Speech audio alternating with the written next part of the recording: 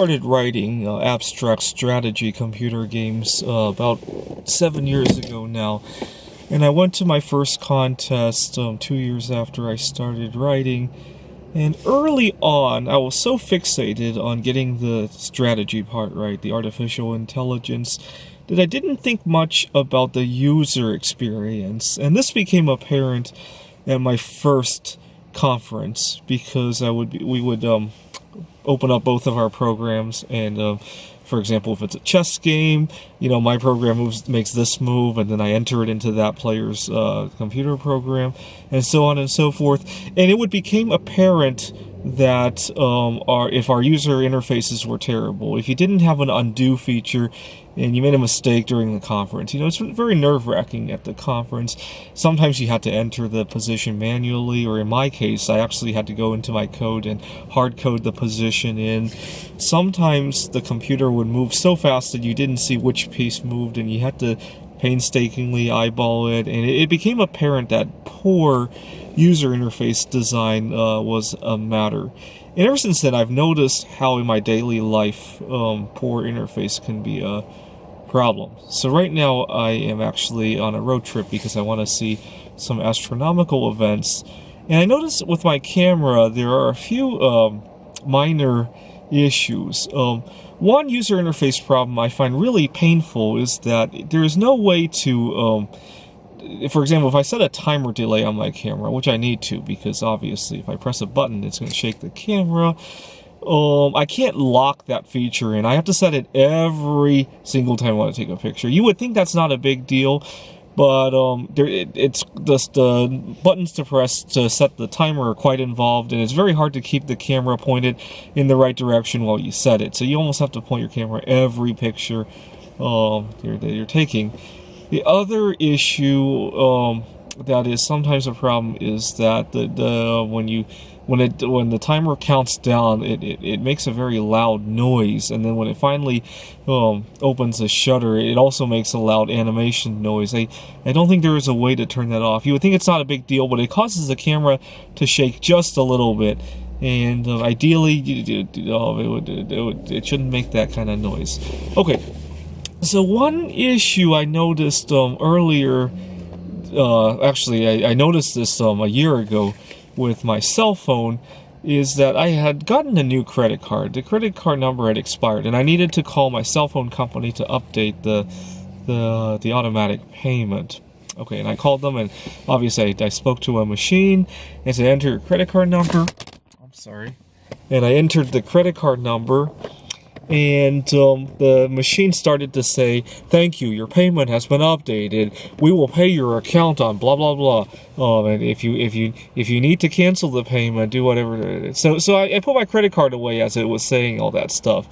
And then I realized after it said all that stuff, it said, what is the expiration date on your credit card?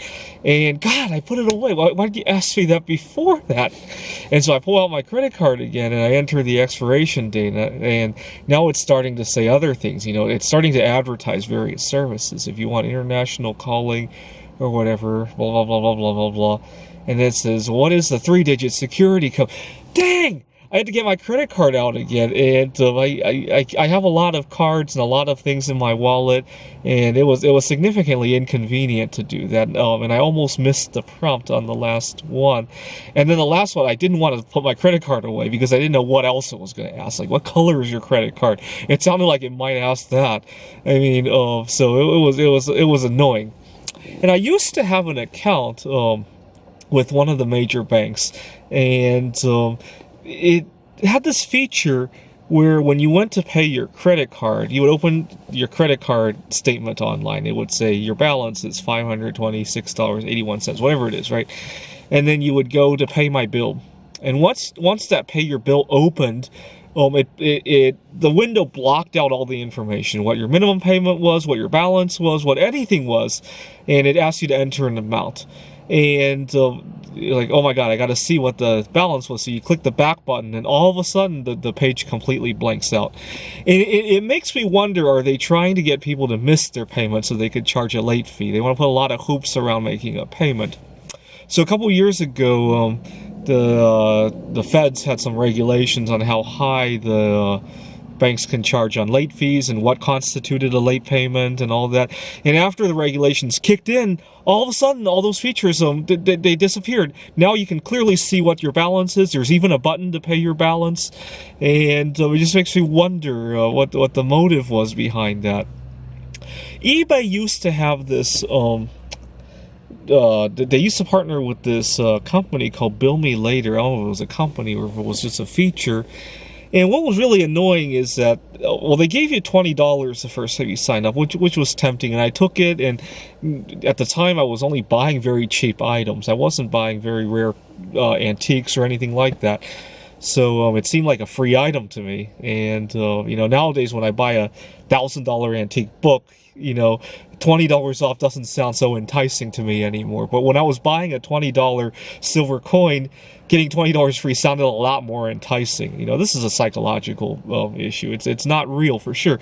But anyway, so I took the bait, and I really regretted it, because after that, it always defaulted to Bill Me Later, and it was very hard to switch to other payments. You had to manually switch it, and if you forgot, especially if you were buying 3 items in a row, it literally switched to Bill Me Later every time you paid a seller, and you had to manually switch it, and it was very hard to cancel. They gave you a hard time. Well, first of all, if you canceled within the first whatever, they took your $20 back. And then after that, they gave you a hard sell every time you call. I remember calling, and then the second time they gave me $50. And being young and stupid, I took the bait, and then it was weird. And the problem is, if you accidentally use the Bill Me Later, they gave you a lot of red tape to pay the bill. Fortunately, I never got charged a late fee or anything, but I read online that people had so much red tape paying the bill that they ended up getting a ton of late fees and all that. I mean, I'm the kind of person who likes to pick up the phone and talk to somebody anyhow, so the red tape didn't really bother me, but I remember it was a lot of red tape to pay the bill. Anyways, what is the worst user interface feature you guys have ever seen? Thanks for watching.